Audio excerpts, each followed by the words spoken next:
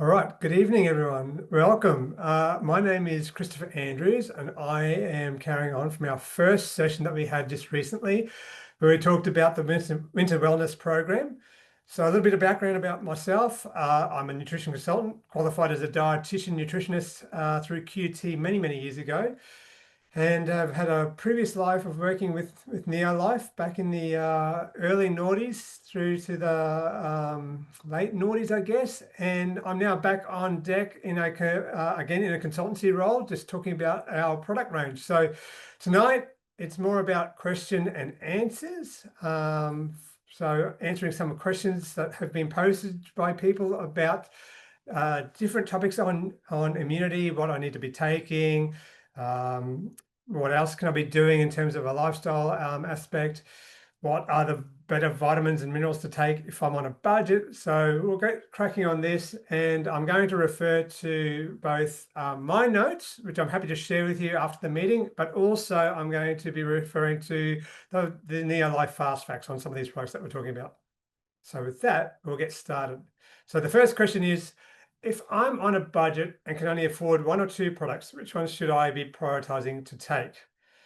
Now, this is a really easy question to ask, but actually a little bit of a challenging question to answer. And the reason why I say that is because it depends on what you're actually eating at the moment and how good your health is, really. So I guess my first comment would be, it depends on what you're already eating and are you willing to eat? And that will then best direct how best to invest your money into which Neolife products that will best suit you. Now, for example, if you're happy to eat a wide range of fresh fruits and vegetables, focusing on eating the rainbow, then you're making sure you're getting your intake of carotenoids and flavonoids and cruciferous vegetables, then those nutrients will be well catered for. And taking something like phytodefense may not be as important for you. Therefore, something like your vitamin C, your zinc, chelated zinc, will be probably more beneficial from that perspective. I'll duck through those in a little bit more detail as we go through. Now, having said that, if you're a person who doesn't like your fruits and vegetables, then I would suggest then you need to lean towards more your phytodefense. Now, phytodefense is obviously made up of three products: your carotenoid complex, flavonoid complex, and cruciferous plus. So I've sort of cheated a little way by saying phytodefense and classifying that as one product. But again, if budget is a concern and you've got to select one of those three or two of those three, I would probably lean towards whatever, again, you can get more in your diet, then you don't need that product. So if you're eating more cruciferous vegetables on a daily basis, then you probably don't need cruciferous plus, and therefore you can focus on your carotenoid complex and flavonoid complex. So that's really how I'd focus it. But because we are talking about budgets, the best strategy is to try and not get sick in the first place, because actually nothing costs you more than having to take time off work or be away from the family, or your commitments for fun and other activities that you want to be part of. So prevention is always going to be better than cure. So there are some, I think the old adage in nutrition is prevention is always worth your weight in gold. So if you're on a tight budget and you're looking at lifestyle interactions, some of the suggestions I can offer you is, first and foremost, and hopefully no one's doing this, but if you're a smoker or around people who do smoke, so we may not smoke ourselves, but we sometimes found ourselves in environments where people smoke, firstly, don't smoke yourself, and also minimize your exposure to smoke. Now, the other thing to just bear in mind is it's wintertime. A lot of people, especially in the colder parts of Australia and New Zealand, we like to put the fireplace, turn the fireplace on, turn the fireplace on, start a fire. And of course, you're going to have smoke coming into the house from the smoke. Even though there's a chimney stack, there will still be some smoke coming in through the house. And I remember many years ago, I was actually in Invercargill working for Neolife at the time. And around 5 o'clock, I was walking through the streets and I couldn't help but notice just how thick the smoke was. And because I hadn't been to Invercargill before, I was a bit bemused by it all. And I was only when I asked the question what was going on, and I realized that people light the fires and heat up the house through fireplaces. But it was incredibly smoky and it dries out your airways, it irritates your lungs. So very important to try and just be conscious of exposure to smoke and limiting your exposure to smoke. And that's, as I said, cigarette smoke, secondhand smoke, but also environmental smoke. Number 2 on my list is eat a diet high in fruits and vegetables, and as a result of that, also high in fiber. Fruits and vegetables are going to be your number one defense against infection and building your immune system. And eating a high fiber diet, which should come as part of eating a diet rich in fruits and vegetables, will help your gut microbiome. Your gut microbiome is very important for your immunity. In fact, one of the most important areas in medical research at the moment is on gut microbiome and what it can do to support immune function, as well as a whole range of other areas of general well-being, but generally supporting your gut microbiome. And we often think of taking probiotics, but one of the best ways to improve your microbiome is by consuming a diet rich in fiber and a wide variety of different types of fibers. Number 3 is to participate in regular physical activity. So again, a little bit of exercise is going to be very beneficial to supporting your immune function. Now, I'm definitely not talking about running marathons. In fact, if you go too far to the extreme, you can actually start to compromise your immune system. So again, regular physical activity, where 20 to 30 minutes a day would be more than enough. That's really what you need to do in helping support your immune function from an exercise perspective. Number 4 is maintain or achieve a healthy body weight. So if you're carrying a bit too much body fat, that is going to stress your system, and it will also mean that you're probably more risk of developing an infection as the winter months set in. So probably can't do that as of today or tonight, but you can do that longer term. So maintaining a healthy body weight is quite important. Number 5 is limit alcohol consumption. So again, sometimes we like to warm the cockles by having a glass of wine or something along those lines, which is probably not nothing too concerned about, so long as you don't go overboard. What we're talking about here is definitely don't go overboard and have too much or binge consume your alcohol, and at least try and have a couple of nights free where you're not drinking any alcohol at all. Number 6 is get adequate sleep. So nothing helps the immune system recover and recuperate and your body grow stronger than adequate sleep. And we're talking at least 7 hours of sleep on a daily basis. And critically, if you can, try and get a regular 24-hour pattern to set your circadian rhythm in place.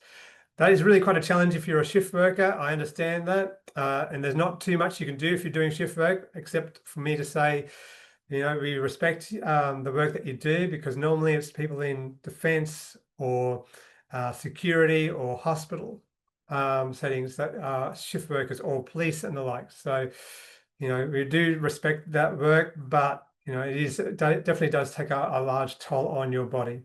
So again, just try as best you can get into as regular pattern of sleeping as you possibly can. Number 7 is rather obvious, but I'll mention it anyway. Take steps to avoid infection. So be mindful of your surroundings, so the people around you.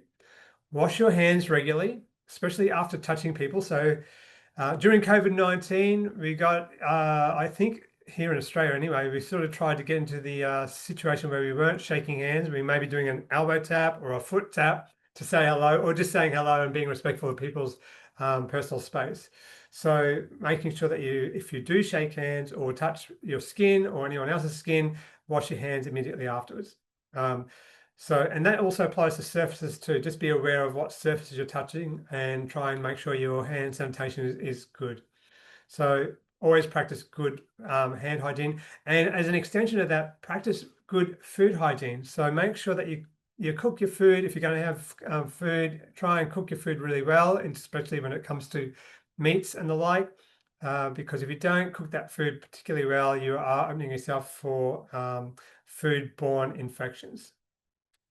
Number 8, do what you can to minimize stress. And that could be just going for a walk outside, getting away from your social connections in terms of your phone. Don't scroll on your phone.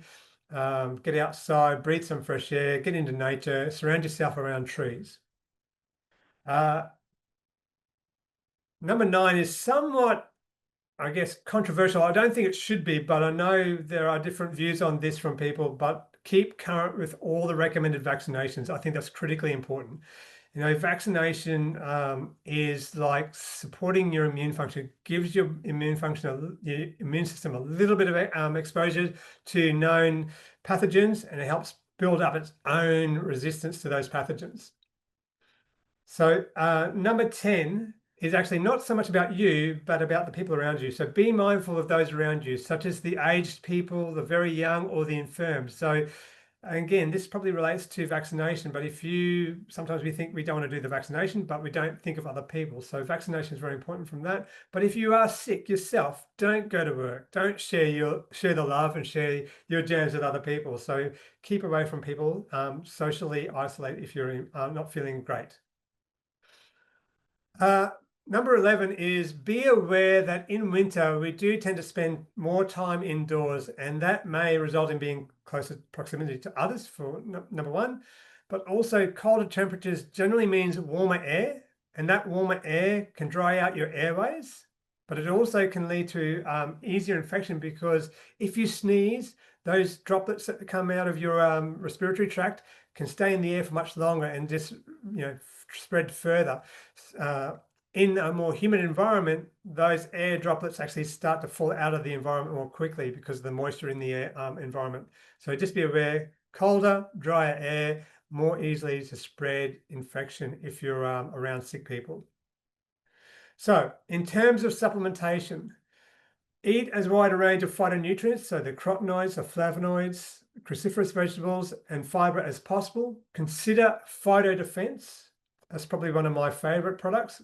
Garlic allium complex, Neo-C, chelated zinc, acidophilus plus, and trace. So they're the top 6 I would suggest for you to consider when it comes to maintaining your immune function.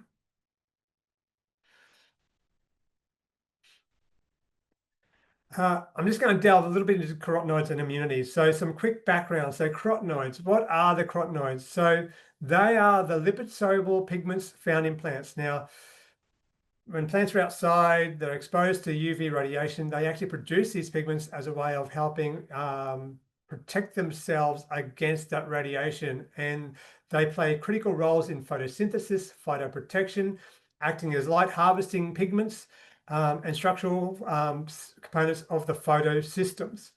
There's approximately 600 different carotenoids that exist in nature, and most of them are coming from the fruits, vegetables, algae, seaweed, and the like.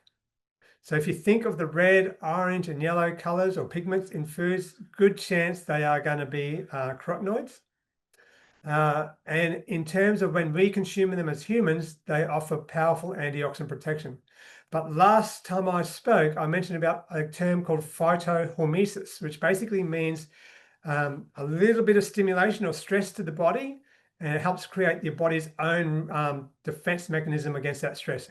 And that's what a lot of these pigments do. So antioxidant function alone is not the entire, I guess, mechanism for the action of carotenoids and flavonoids. It's also this phytohormesis activity. So they're just like little stressors. So in tiny doses throughout the day, they help stimulate the body to help protect itself against unwanted pathogens.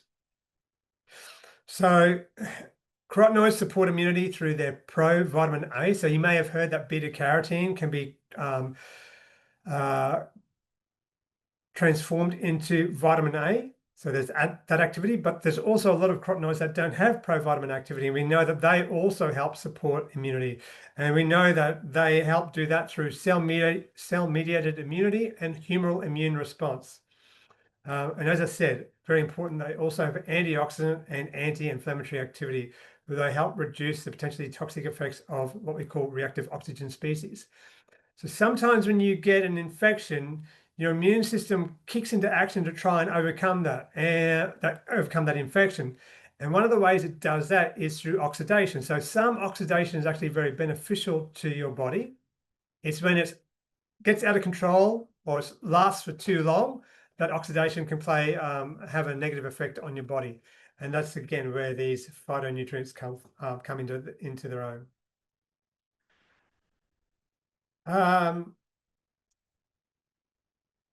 The flavonoids are very similar to the carotenoids, except for there's a lot more flavonoids. So I mentioned about 600 carotenoids. there's about 6,000 individual flavonoids. And when I said carotenoids are fat or lipid soluble, the flavonoids are water soluble. So you can sort of see that they have synergistic but different actions, and they're both as important as for each other in terms of your health and well-being.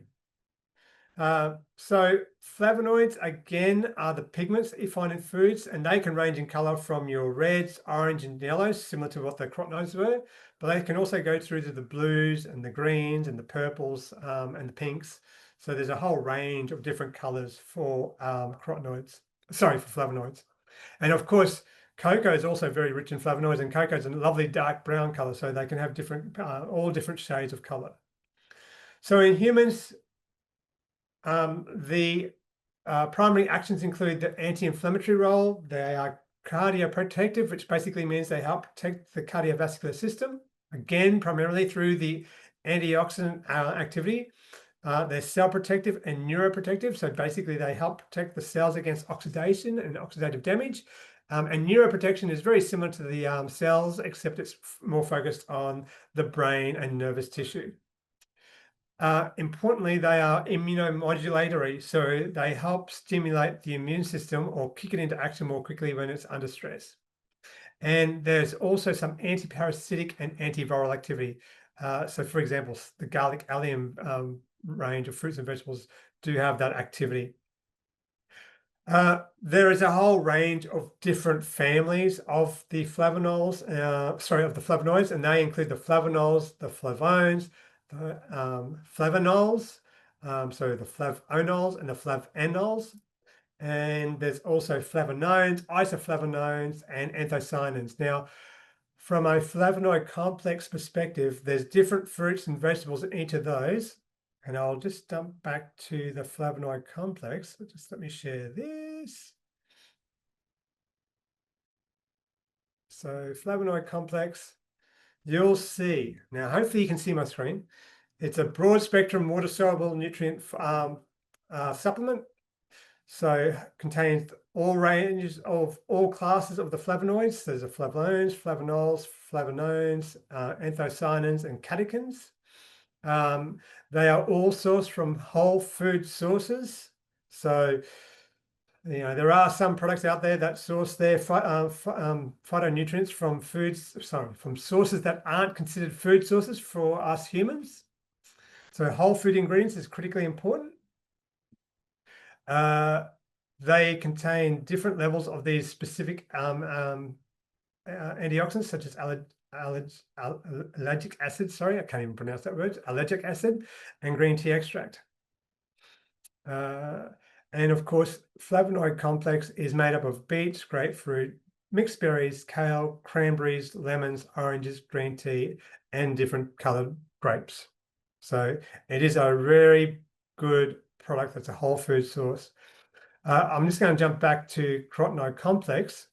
So, of course, one of the big features of carotenoid complex that has been a cornerstone of how we promote carotenoid complex in the Neola family is that it's been tested by the USDA, and they actually did the test looking at natural killer cell and lymphocyte activity by taking people with a low intake of carotenoids and then giving them carotenoid complex, and finding that when they took the carotenoid complex, it stimulated their body's response to produce more of these natural killer cells and lymphocytes, giving them greater immunity against immune challenges. Carotenoid complex is a rich source of a whole range of different foods and vegetables. I think I mentioned that there's 15 different types of carotenoids that we have assessed in that. So it's equivalent to taking over 113 kilograms or more of the raw vegetables and fruits made from, and only 5 to 10% of the carotenoids in raw vegetables and fruits. So it's a very potent source of these carotenoids.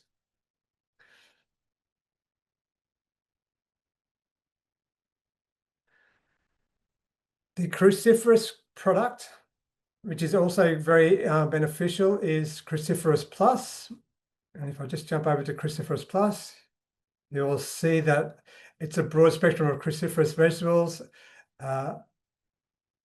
Cruciferous plus, and the cruciferous vegetables have two main functions. They support an antioxidant activity, but also they help stimulate the body's natural detoxification system. So we call this phase two detoxification. So sulforaphane in particular is a particularly potent activator of this phase two mechanism. So you find sulforaphane in broccoli and broccoli seed extract, but in particular in our products in the broccoli. And again, it's very important to help detoxify the body once it's done its damage in terms of destroying the virus or the pathogen or the bacteria that has invaded your system.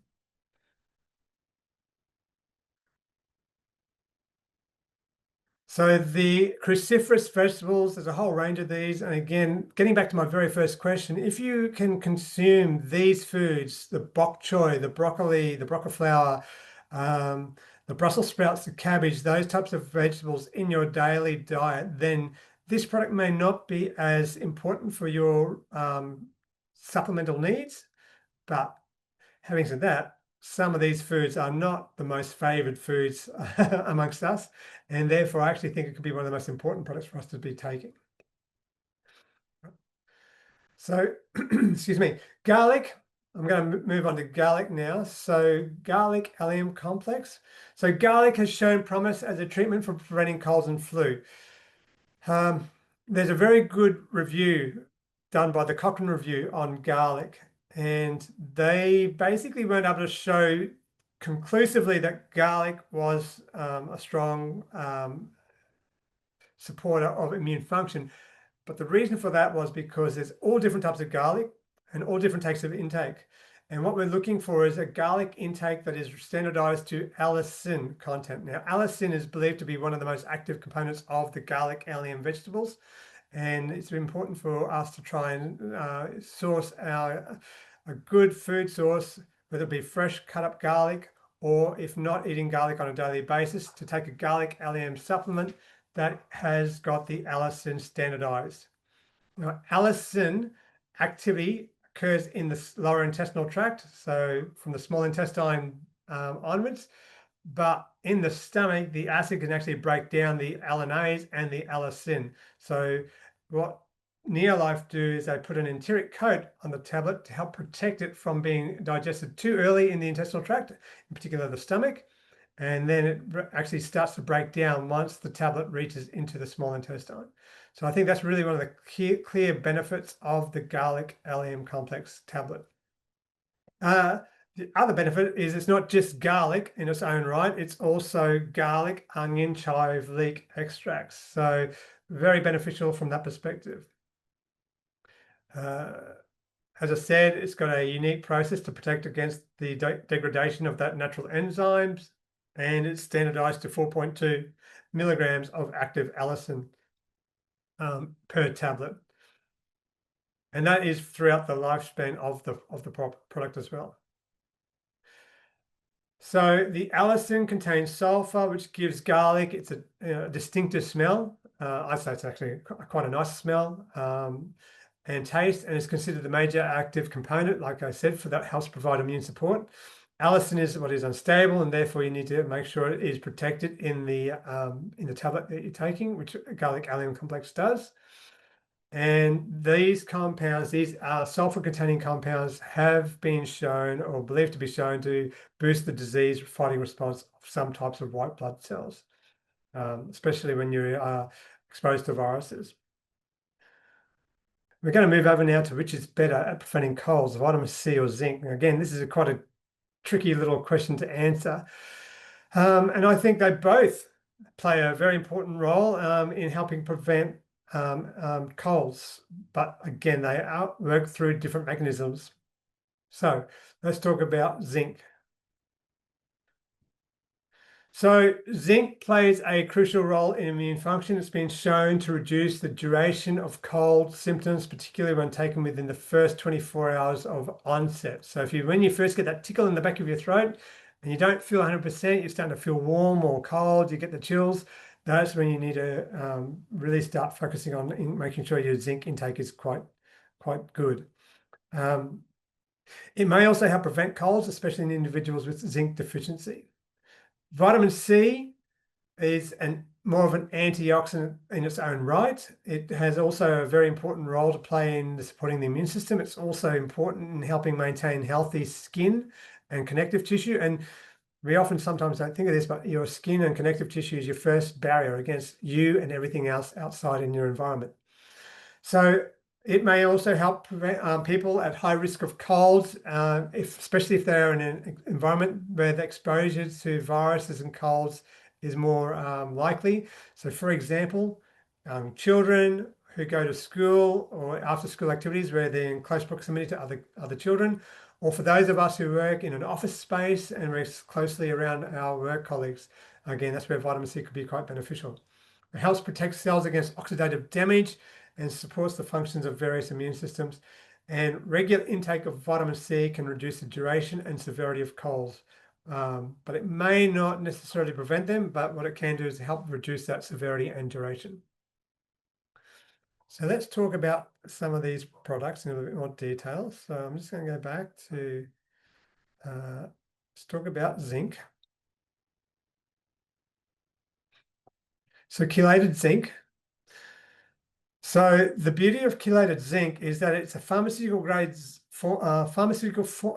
of zinc. So it's purer and it's potent. And what the challenge is when it comes to any mineral is absorption. So you can take a mineral, whether it be zinc or iron or whatever it might be, and unless it's actually digested and absorbed into your body to do its action where it needs to be done, then that's the most important thing. So chelated zinc is chelated with amino acids. And chelated means basically joined. So it's reacted with the amino acid to join it. And that amino acid helps piggyback the zinc across the intestinal tract. There's a lot of cheap zinc products out there where they are more an inorganic form of zinc. So zinc sulfate, zinc oxide, they're nice and cheap.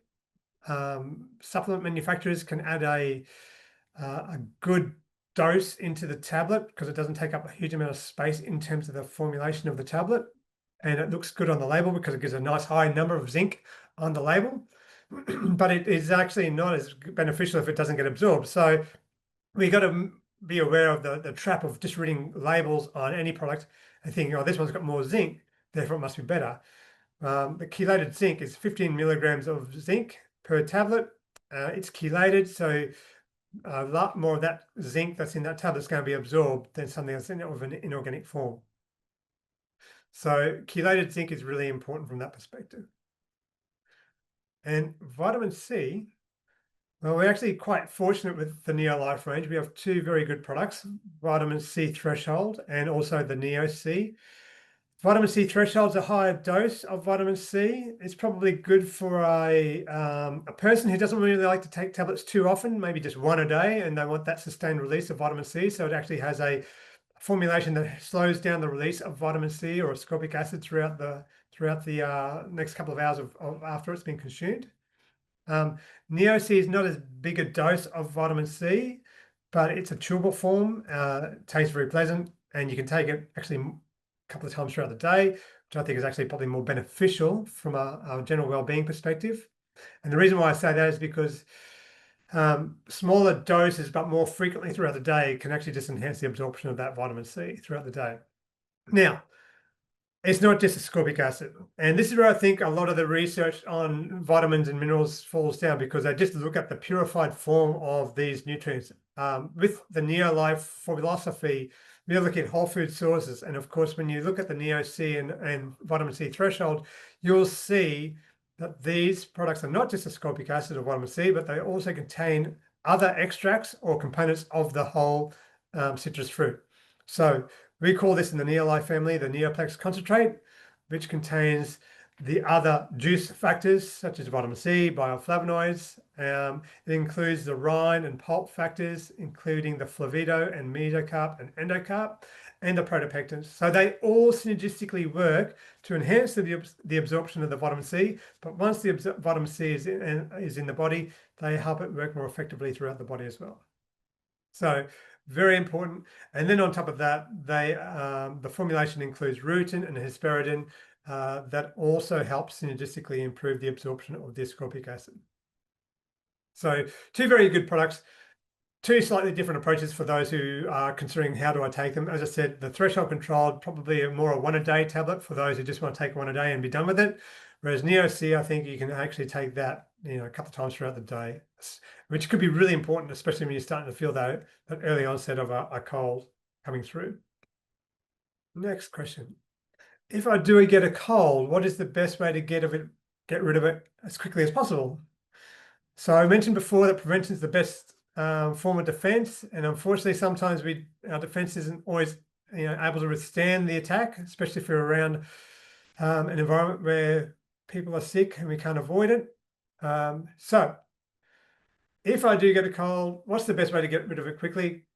Again, I've got a number of different little pointers here. First one is to stay hydrated. So drink plenty of fluids, including warm liquids. They help soothe the throat. Could be teas, could be lemon sips.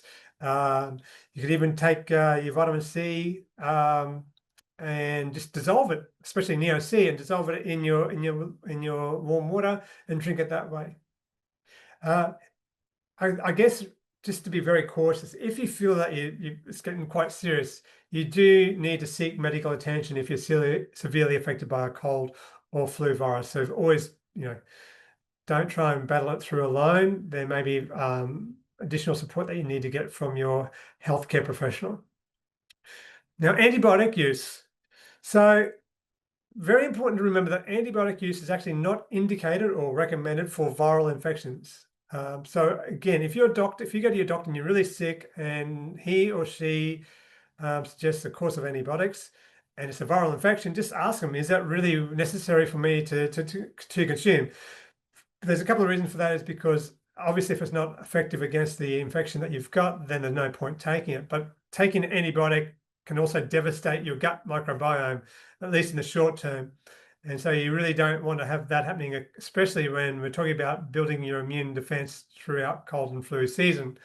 So very important to make sure you only take antibiotics if it's absolutely necessary. Now, there will be some cases where you may have a bacterial infection as well as a viral infection. But again, that's where your doctor is going to be in the best position to help advise you on that. But what you can do is rest. And really what you need to do is just rest. And adequate rest is essential for recovery.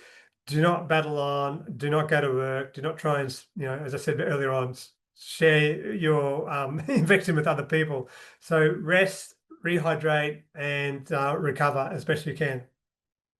Use a humidifier or vaporizer, especially if your breathing is quite staggered or you're having trouble with your breathing. Nothing works better than actually steaming your nasal passages with hot steaming water in a hot shower, or just holding your head over some hot water with a towel over your head. You can try saltwater gargles as well, and pain relievers may be called on, especially if you've got a bit of a viral infection. I shouldn't say a bit. If you have an viral infection, pain relievers may actually help any pain associated with that. And of course, I would consider your vitamin C and zinc supplementation as part of that process as well. All right, this last question is, I have heard that I've heard you can test if you're low in zinc by chewing on a zinc tablet and seeing how quickly the taste becomes unbearable. Is this true? Well, actually, yes, it is. Now, when I went through university, we were never taught about this going through physiology or any of those subjects I did. And I actually didn't hear about this until I started working with a few naturopaths. So it's more in the naturopathic complementary healthcare approach, I would say. So let's just talk about this in a little bit more detail. So what is zinc deficiency, firstly? So zinc deficiency is insufficient zinc in your body. Now, zinc is a mineral, has many important roles in your body, from fighting infections to healing wounds and supporting healthy pregnancies. Your body cannot make zinc or any of the other minerals. It has to get the zinc in your body through the foods or supplements that you're consuming. It is possible to be a little bit low in zinc and suffer from what we call the zinc inadequacy. But zinc deficiency is when you're consuming not enough zinc, your levels are low enough to actually cause problems with how your body works and how you feel from day to day. So symptoms of severe zinc deficiency can include diarrhea, poor immunity or getting sick often, hair loss, often in patches or thinning hair, A lot of people talk about nail changes, nail brittleness, sometimes getting ridges on your nails, lack of energy or irritability, which can be caused by a whole range of different causes, of course, loss of appetite, loss of taste and smell, which is important because we are talking about the zinc test before, and slow wound healing and rashes on the skin or skin lesions. The causes, like I said, insufficient intake from foods. There are sometimes medical conditions that affect how zinc is absorbed or used in the body. And also there are some medical treatments can also affect how zinc is used or absorbed in the body as well. So there are different causes of low zinc intake or zinc absorption, not just from a lack of zinc in the food supply. Treatment is through mostly trying to maintain normal zinc levels again through your food intake, eating foods that are rich in zinc, maybe, or zinc supplementation will be very beneficial in that aspect as well. I do suggest that you try and avoid mega dosing zinc if you are feeling that you are needing more zinc. Again, mega dosing of any nutrient can be problematic because sometimes it can actually impair the absorption of other minerals. So zinc, if you take too much zinc at one time, it can actually stop your body from absorbing some of the other minerals, or at least inhibit the absorption of some of the other minerals. What you could do is focus on eating a wide variety of foods, including legumes and pulses that are rich sources of zinc, whole grains, nuts and seeds, fruits and vegetables. If you can eat a wide variety of foods, then you will get those. Now, of course, also you may want to eat, people talk about eating oysters and seafood and meats. They will also contain zinc as well. But let's get back to that question about testing for zinc status. So it's actually very hard to test for zinc, especially if you've got a mild zinc deficiency. And the reason for that is because blood tests, which are typically used in by doctors, are limited due to the plasma zinc being very tightly regulated and also only about 1% representative of about 1% of your total body zinc. So you may have good blood levels of zinc in your blood, but your zinc in your entire body system is low. So if the zinc levels are low in the blood are typically well regulated, then you may miss picking up the zinc deficiency. So the zinc tally test or the zinc mouth test is used by some healthcare professionals as an alternative or at least an adjunctive test to assess zinc status.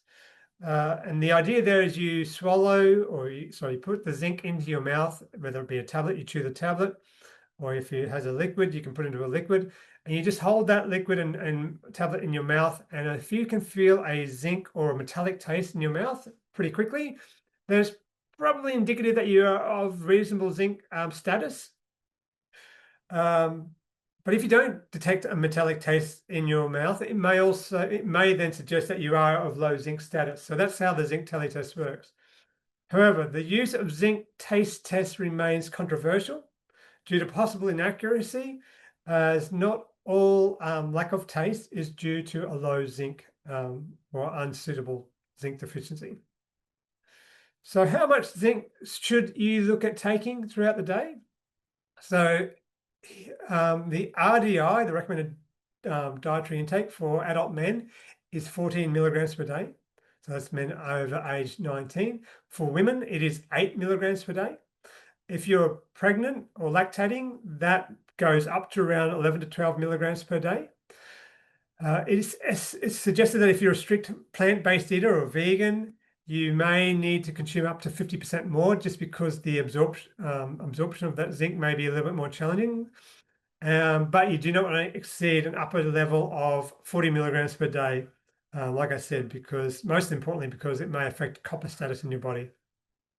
So the best form of supplemental zinc, like I said earlier on, is with chelated zinc, zinc amino acid chelate, because that helps better absorption of the zinc across the gastrointestinal tract, and it's also less irritating to the intestinal tract as well.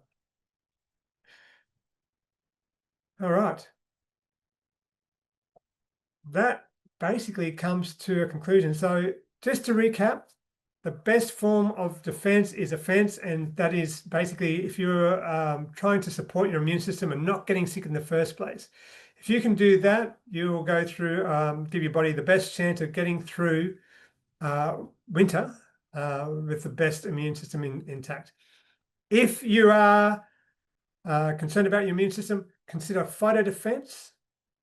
So carotenoid complex, flavonoid complex, cruciferous plus, and also I'd suggest the chelated zinc and vitamin C should be top priorities for you. With that, I'd like to say thank you. Appreciate your time this evening. I hope you've found this of benefit. And as I said earlier on, I will share what I've provided here to the team in the office, and we're happy to be distributing this going forward. So with that, I wish you a good night and stay healthy and strong immune system, and we'll speak again next time.